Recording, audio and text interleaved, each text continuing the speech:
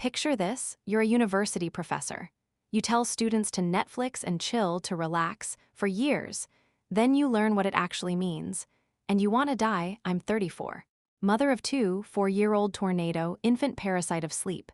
Professor. Educated, supposedly aware. I've been saying it for years. Icebreakers, stress talks, casual advice. My favorite hobby, Netflix and chill. Stressed.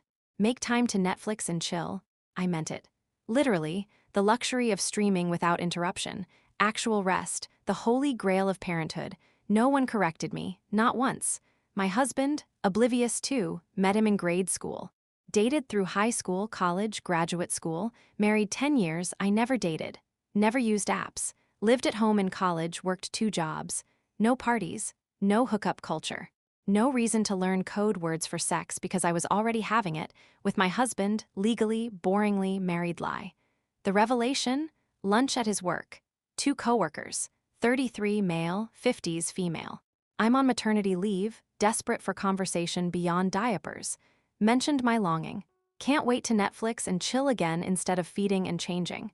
The 33-year-old stopped. Shocked face. I'm surprised you'd be that open. Open about what? Sleep? Rest, the 8 p.m. collapse with the crown and unconsciousness, he elaborated. Euphemism explained. Code cracked. I didn't believe. Turned to the 50-something. Oh, he's right, she said. Even I know. Even she, the generation above, aware.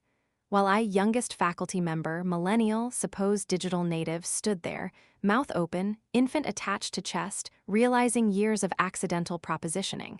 The math, horror math, how many classes? How many students? How many I love to Netflix and chill confessions, followed by nervous laughter I misread as stress relief empathy?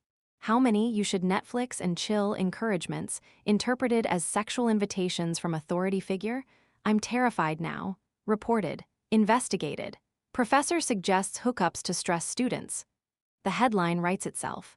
My defense? I meant actual Netflix. Actual chilling, the kind with popcorn and sleep deprivation. Who will believe? The woman who said it for years without knowing. Or the students who heard it said nothing, probably texted friends. My prof is wild. The edit clarifications came fast. Not all millennials oblivious. Phrase invented by my generation, existing 10 to 15 years.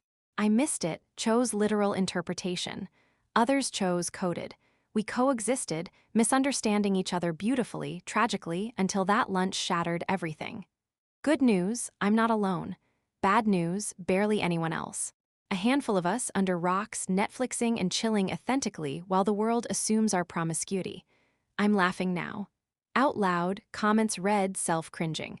But also planning, amelioration, return to work with new vocabulary, rest, relaxation, streaming services, never the phrase, never again, invitation stands though, to fellow rock dwellers, literal Netflix.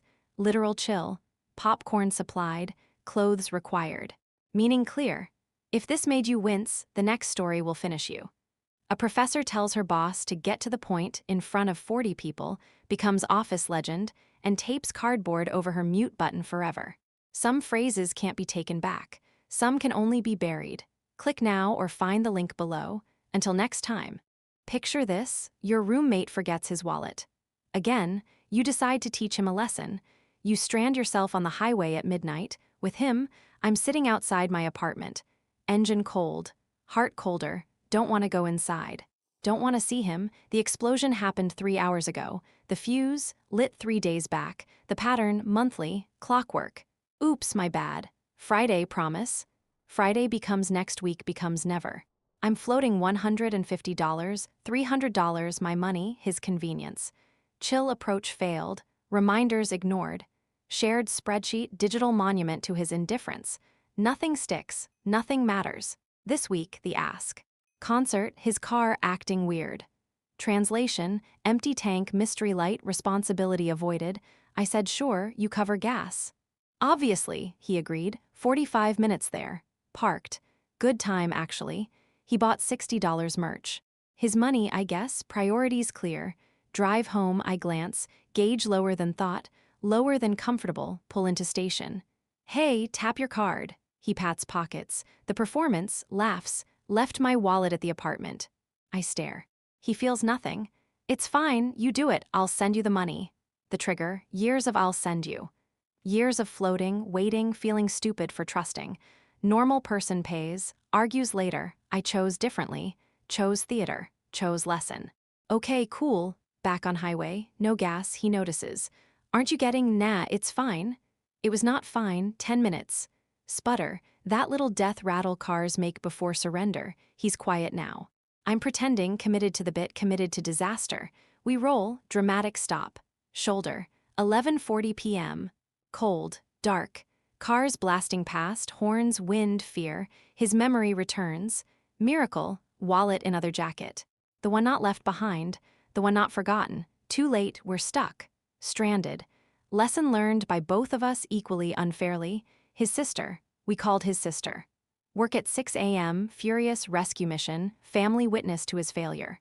Waiting, he jokes. Nervous, deflecting, never learning, I lost it. Years compressed into scream. Done, no more floating bills, no more covering tickets. Nothing. Financial divorce effective immediately. Home now, he sulks, I overreacted. Childish, he says, running out of gas to make point, put us in danger. True, embarrassed him in front of sister. Also true, I feel stupid. Because I am, $20, just $20 and confrontation later, instead. Midnight highway, cold shoulder, sister's fury, my fault too. The lesson taught? I'm petty enough to hurt myself. He's unreliable enough to let me. Both villains, both victims. Both sitting in separate rooms, same apartment, same silence. If this resonated, the next story will finish you. A professor told students to Netflix and chill for years meant rest, meant sex. Some lessons come too late. Some come with HR investigations. Click now or find the link below. Until next time. Picture this, you try to be nice to Hobby Dave. You spend 11 hours becoming fermentation professor. You kill Hobby Dave. The office loses its sunshine. And it's all your fault, medium-sized office. You know the type.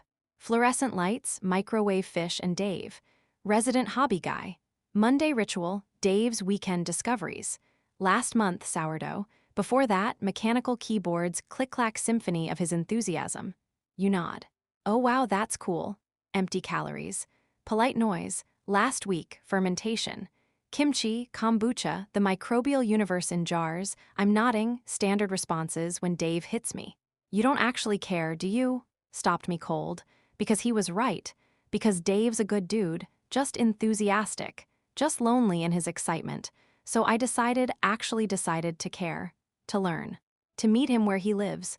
My roommate, obsessed with speed learning. Flashcards, spaced repetition, apps that promise mastery in hours. I borrowed his methods. His obsession, I overdid it. 11 hours, 2 days, not surface. Not kimchi kombucha basics, molecular level. Lactic acid fermentation, chemical pathways. History across civilizations, Mesopotamia, China, Korea, the 9,000-year-old beverage from Jiahu, oldest fermented drink known to humanity. Gut microbiome, wild fermentation versus controlled cultures, the Maillard reaction and its relationship to fermented flavors. I could teach this. I could publish. Monday, Dave's desk, casual approach. Confident. Your kimchi method probably produces more histamine than slow wild fermentation. Dave stares. I keep going. Can't stop. The knowledge demands release. Traditional Korean ongi pots. Oxygen regulation superior to mason jars. His timeline probably off. Not accounting for ambient temperature. Lactobacillus growth rates. The words flowing, precise, devastating. Dave hasn't spoken to me in 4 days. I out-Daved Dave. Took his thing, became better in a weekend. The hobby he nurtured, I consumed. The enthusiasm he shared, I weaponized with efficiency. Kitchen encounters, no eye contact. Other coworkers concerned. What happened to you? Can't explain. Can't say I tried to care too hard. Can't say I killed the office golden retriever with knowledge. Tried apologizing. Yesterday, cornered him near coffee machine. Dave, I didn't mean to, it's fine. The most not fine voice I've ever heard. Flat, dead, hobby Dave, silenced, no Monday updates. No sourdough sagas, no keyboard clicks. The office quieter. Diminished. My fault. I killed him. The enthusiastic one. The sharing one. The guy who made Monday bearable. replaced with fermentation professor, alone with too much knowledge about ancient Chinese beverages and no one to tell. If this made you cringe, the next story will finish you. A roommate teaches a lesson by running out of gas on the highway, strands them both at midnight, and becomes the villain of his own morality play. Some lessons cost more than they teach. Click now or find the link below. Until next time,